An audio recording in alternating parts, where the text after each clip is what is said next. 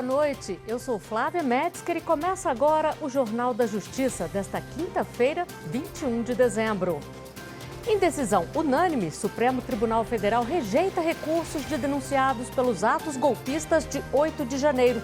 Para os ministros, os argumentos apresentados caracterizam apenas inconformismo com a decisão.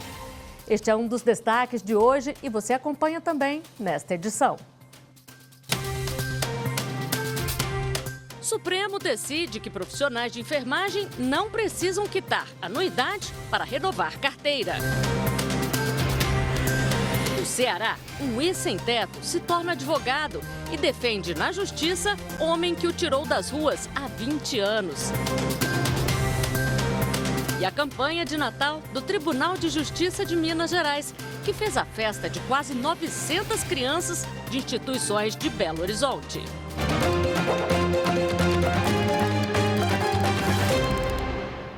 O plenário do Supremo Tribunal Federal invalidou trechos da resolução do Conselho Federal de Enfermagem, que exigem a quitação de anuidades para que os profissionais obtenham inscrição, segunda via e renovação da carteira profissional. O entendimento unânime foi de que a medida criou punição política como meio coercitivo indireto para pagamento de tributo. A relatora, a ministra Carmen Lúcia, destacou que a inscrição no Conselho é um requisito indispensável para o exercício regular da enfermagem. E, por isso, a resolução viola, entre outros, o direito constitucional do livre exercício de trabalho.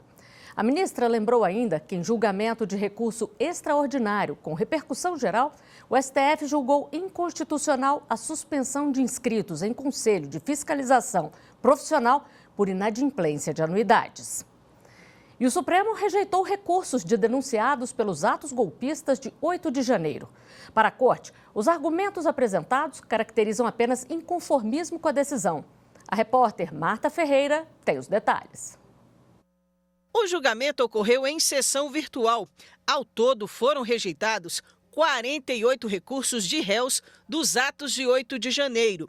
Os pedidos questionavam as decisões da Corte que levaram à abertura dos processos penais. Dos 48 recursos analisados, 39 são referentes a autores intelectuais e instigadores dos atos. Eles são acusados de incitação ao crime e associação criminosa. Outros 9 são de executores, acusados de associação criminosa armada, abolição violenta do Estado Democrático de Direito, golpe de Estado, dano qualificado e deterioração de patrimônio tombado. Nos recursos, a defesa alegava que as denúncias seriam genéricas, que o direito de defesa teria sido cerceado e que a Procuradoria-Geral da República não teria oferecido acordo de não persecução penal, pelo qual a pessoa confessa a prática dos crimes e cumpre determinadas condições, afastando a possibilidade de punição. O relator dos recursos é o ministro Alexandre de Moraes. Ele negou os pedidos por entender que não foram apontadas eventuais obscuridades ou omissões. Segundo ele, os argumentos apresentados refletem o inconformismo com a decisão do tribunal de receber a denúncia. O ministro salientou que no dia 22 de agosto, a pedido da PGR, determinou a interrupção das ações penais derivadas de um dos inquéritos por 120 dias para que o órgão pudesse adotar as medidas necessárias para o oferecimento de acordo. O plenário seguiu o voto do relator pela rejeição dos recursos. Das mais de 2.000 pessoas detidas pelos atos antidemocráticos do dia 8 de janeiro, apenas 66 seguem presas. Até o momento, 30 acusados foram condenados pelo STF por envolvimento nos atos antidemocráticos. O ministro Nunes Marques, do STF, determinou que o pedido para processar e julgar a ação que trata de devolução de recursos para a construção de presídios em São Paulo deve correr na Justiça Federal. Repórter Carolina Chaves. A ação foi apresentada pelo Estado de São Paulo para não devolver valores de convênios firmados com o Ministério da Justiça para a construção de 5 unidades prisionais no Estado. As obras foram executadas e inauguradas sem o acompanhamento do Departamento Penitenciário Nacional.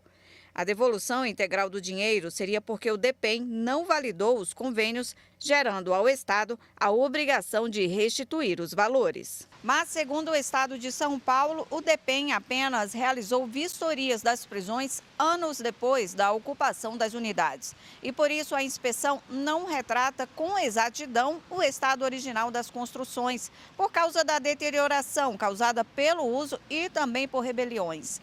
Além disso, os valores aplicados foram aprovados pelo Tribunal de Contas do Estado. Mas ao analisar a ação, o ministro Nunes Marques entendeu que não cabe ao Supremo julgar o pedido porque não há conflito que apresente o risco ao Pacto Federativo. Por isso, o ministro determinou que o caso deve ser analisado pela Justiça Federal de São Paulo.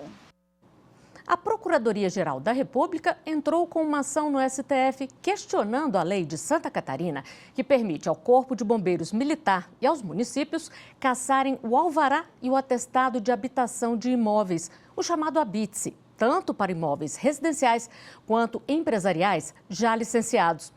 O relator é o ministro Nunes Marques. Na ação, a PGR sustenta que a matéria já está disciplinada na Constituição Federal e, por isso, não pode ser objeto da lei estadual. Também alega que a norma afeta direitos de propriedade e de moradia e gera instabilidade jurídica. O Tribunal Superior do Trabalho negou indenização por danos morais e materiais à família de um caminhoneiro que morreu em decorrência de complicações da Covid-19.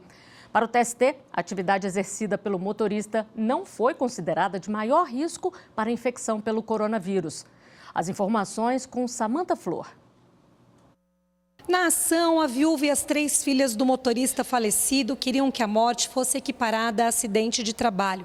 De acordo com a família, mesmo após a decretação do estado de calamidade pública, ele continuou trabalhando na rua, numa equipe de 3 pessoas dentro da boleia do caminhão.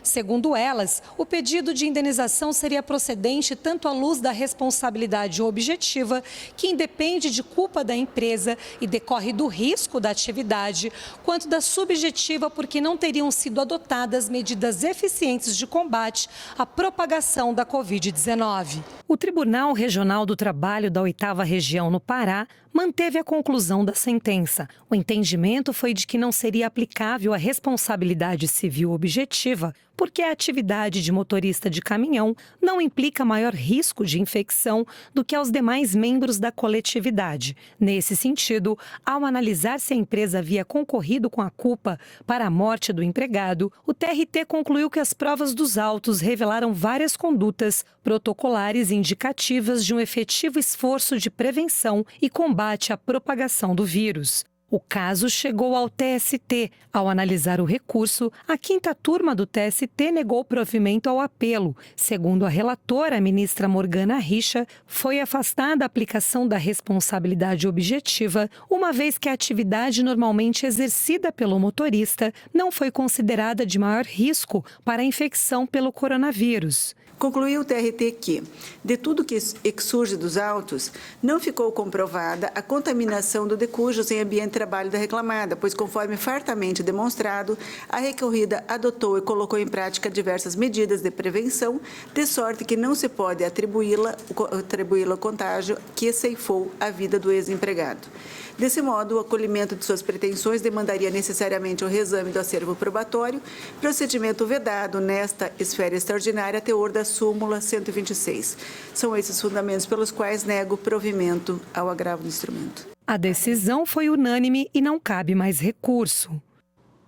A seguir, a gente conta uma história de superação e acolhimento envolvendo um ex-sem-teto que virou advogado e um comerciante. Voltamos já.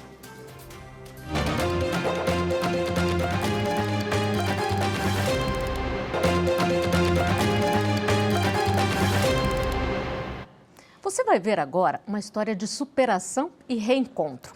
Um ex-sem-teto que virou advogado defendeu na justiça o homem que o tirou das ruas no Ceará há 20 anos. Quem tem os detalhes é a repórter Viviane Novaes. A gente começa essa reportagem com uma foto muito simbólica. o advogado Sérgio Pereira e o borracheiro Raimundo Nonato Nascimento na frente do Ministério Público do Ceará, em Juazeiro do Norte. Nesse dia, eles participaram de uma audiência de acordo de não persecução penal, que arquivou o processo de Nonato e extinguiu uma possível punição. Ele se envolveu num acidente de trânsito e foi preso em flagrante. De dentro do carro da polícia, Nonato ligou para Sérgio. A primeira hora ele disse, não, foi, com certeza. Aí eu fiquei muito grato, muito alegre, tranquilo, satisfeito. A história dos dois começou quando Sérgio era um menino de 12 anos. Ele morava nas ruas de Fortaleza e tomava conta de carros na frente de um supermercado. E eu olhei, ele estava sentado com a franela na mão, aí eu pensei, eu mesmo olhei assim, rapaz, esse menino não é para estar na rua.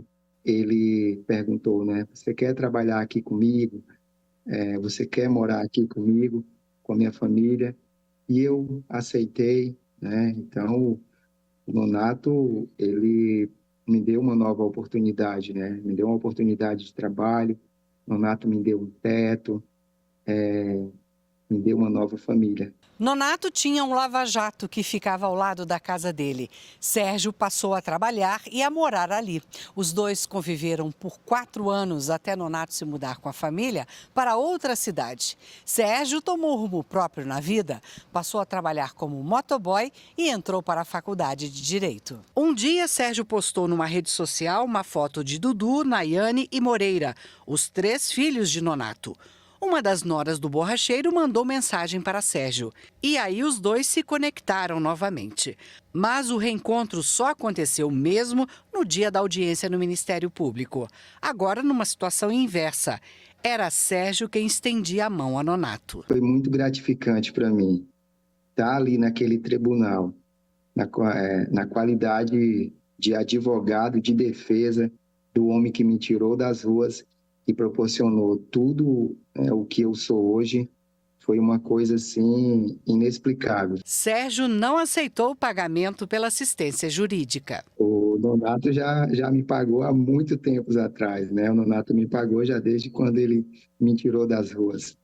O Nonato ainda tem muito prolabore comigo. Eu me senti muito grato, né? Muito agradecido a ele, primeiramente a Deus, segundo a ele, né? Nonato considera Sérgio um filho e diz que agora ganhou também um neto. Mas já tem mais um fruto. O filho dele aqui com 8 anos, já é a coisa mais linda do mundo. O Nonato é uma pessoa muito simples, é uma pessoa de um coração gigantesco e com certeza ele ficou muito orgulhoso do que eu me tornei e também do que ele fez por mim lá no passado, né? Sonho em ser um advogado bem-sucedido, ajudar outros nonatos e que apareça, né, muitos mais nonatos aí pelo nosso país afora.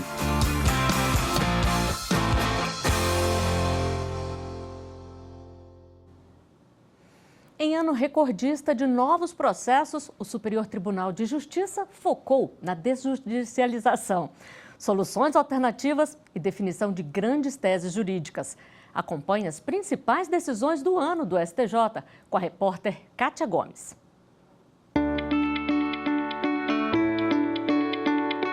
$458.000. Esse é o número aproximado de novos processos que ingressaram no Superior Tribunal de Justiça em 2023 até o último dia 18 de dezembro. A marca recorde representa um aumento de 10% em relação ao ano passado. Segundo a presidente do STJ, ministra Maria Tereza de Assis Moura, a crescente demanda reforça a necessidade de regulamentar o filtro de relevância do recurso especial. Sem efetivamente vencermos a regulamentação no nosso filtro, creio eu, não conseguiremos reduzir o nosso acervo na medida em que necessitamos. Em meio à avalanche processual, uma das prioridades do STJ é evitar a chegada de novos recursos, com destaque para o acordo de cooperação técnica firmado em 2020 com a Advocacia Geral da União.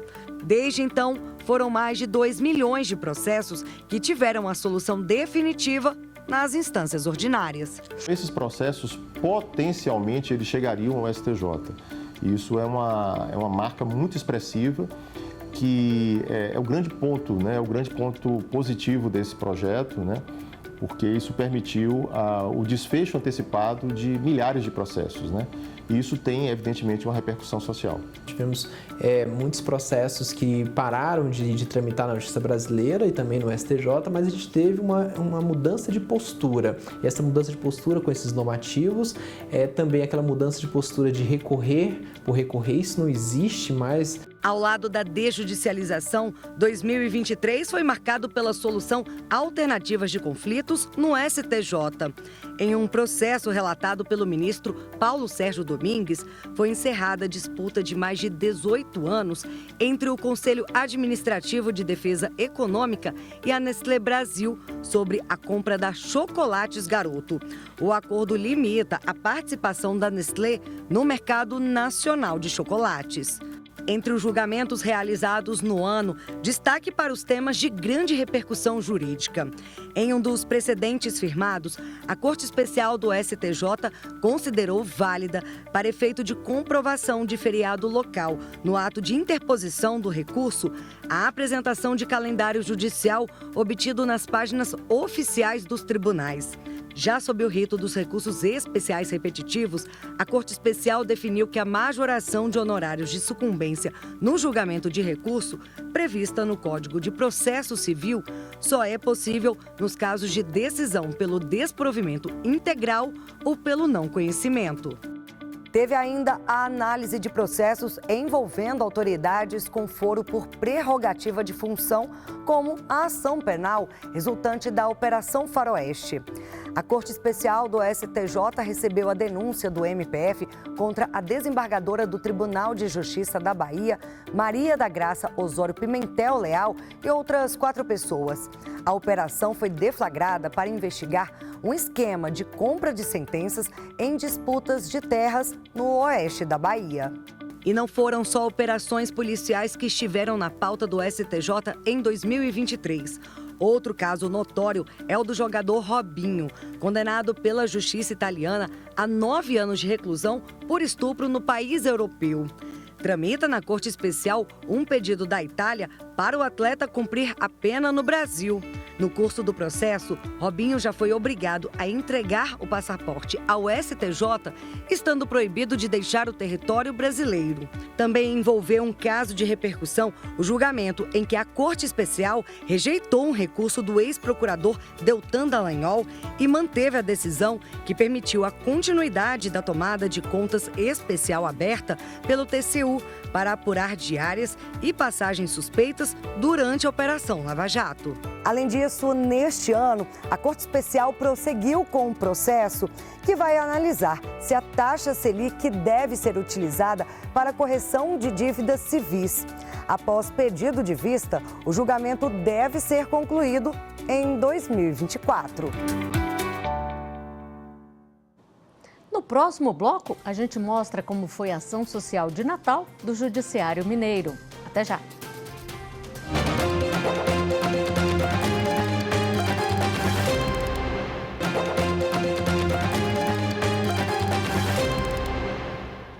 O Superior Tribunal de Justiça manteve a prisão do suposto líder de um esquema entre casas lotéricas e o Comando Vermelho no Ceará. A decisão é da 6ª turma. Repórter Kátia Gomes. Segundo as investigações, alguns donos de lotéricas teriam financiado um braço do Comando Vermelho no Ceará para que a facção fechasse estabelecimentos concorrentes em Fortaleza e municípios do interior. O empresário preso seria responsável por articular o fechamento de casas lotéricas concorrentes por meio de violência, subtração de equipamentos e incêndios. No pedido de habeas corpus ao STJ, a defesa do empresário alegou que a audiência de custódia teria sido realizada 162 dias após a prisão e ainda não estaria concluída. Também argumentou que o preso seria réu primário e não teria antecedentes criminais. Ao denegar o habeas corpus, o relator ministro Rogério Schietti Cruz citou precedentes do STJ e do Supremo Tribunal Federal no sentido de que a não realização da audiência de custódia não é suficiente por si só para tornar nula a prisão preventiva quando observadas as demais garantias processuais e constitucionais. O ministro destacou ainda a gravidade da conduta imputada ao empresário envolvendo suposta posição de liderança no esquema criminoso, além do grau de violência dos atos atribuídos ao grupo. Centenas de brinquedos, roupas e material escolar arrecadados durante a 15ª edição da campanha Papai Noel do Tribunal de Justiça de Minas Gerais, realizada com o apoio dos Correios, foram entregues em instituições de Belo Horizonte. Neste ano, quase 900 crianças foram apadrinhadas. Confira na reportagem de Kátia Matos. Uma apresentação de dança deu início à comemoração. Logo em seguida, as crianças acompanharam um tenor e cantaram uma ópera natalina. Feliz Navidad! Feliz Navidad! Papai Noel foi recebido pelo Coral Infanto Juvenil do TJMG. Todas as crianças queriam dar um abraço no bom velhinho. A campanha de Natal do TJMG já é considerada uma das maiores do país, realizada dentro de instituições públicas. É feita no tribunal desde 2009, por meio do Núcleo de Voluntariado e da Diretoria de Comunicação, com a parceria dos Correios. Esta já é a 15ª edição da campanha de Natal do TJMG. Todo final de ano, as cartinhas vêm para o tribunal e ficam à espera de um padrinho. E em poucos dias, a árvore de Natal fica desse jeito, lotada de presentes. Neste ano, 859 crianças foram apadrinhadas. A entrega simbólica dos presentes foi feita pelo primeiro vice-presidente do TJMG, desembargador Alberto Vilas Boas, que representou o presidente José Arthur Filho. Um alento, né, para as famílias que se cadastram, para as crianças que escrevem as suas cartinhas para o Papai Noel. Então esse é um momento importante em que o tribunal se aproxima um pouco da coletividade, dessas instituições beneficentes que são parceiras nossas nesse projeto e que, com o apoio principalmente dos servidores do tribunal, conseguem obter um auxílio importante para as crianças e gerar essa simbologia própria do Natal, da solidariedade, da fraternidade e da empatia que a gente deve ter pelo próximo. Participaram também a desembargadora Maria Luísa de Marilac, superintendente do Núcleo de Voluntariado, e o coordenador regional dos Correios, Neymar de Paula Ribeiro. Eles entregaram os presentes para os representantes das entidades que atendem as crianças, o Núcleo de Arte e Cultura, Núcleo de Trabalho de Integração Social, Escola Estadual Francisco Salles e o TJ Criança Abriga. No Natal ficou muito legal, eu gostei.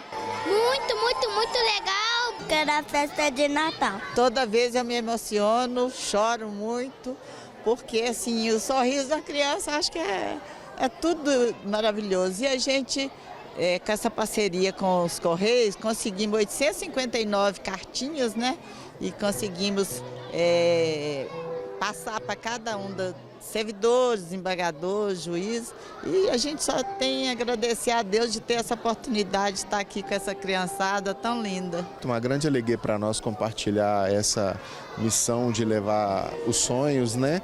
Junto com o Tribunal de Justiça, é um dos nossos maiores parceiros corporativos e está fazendo a diferença na vida de muitas crianças junto com os Correios. A gente quer agradecer publicamente aí o TJMG por essa parceria.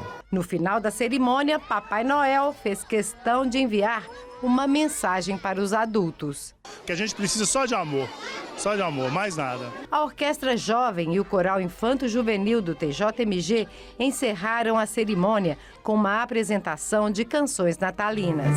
Eu pensei que todo mundo fosse filho de Papai Noel. Venha-se felicidade, eu pensei que fosse uma brincadeira de papel. E esta edição do Jornal da Justiça fica por aqui. Uma ótima noite para você. Até amanhã.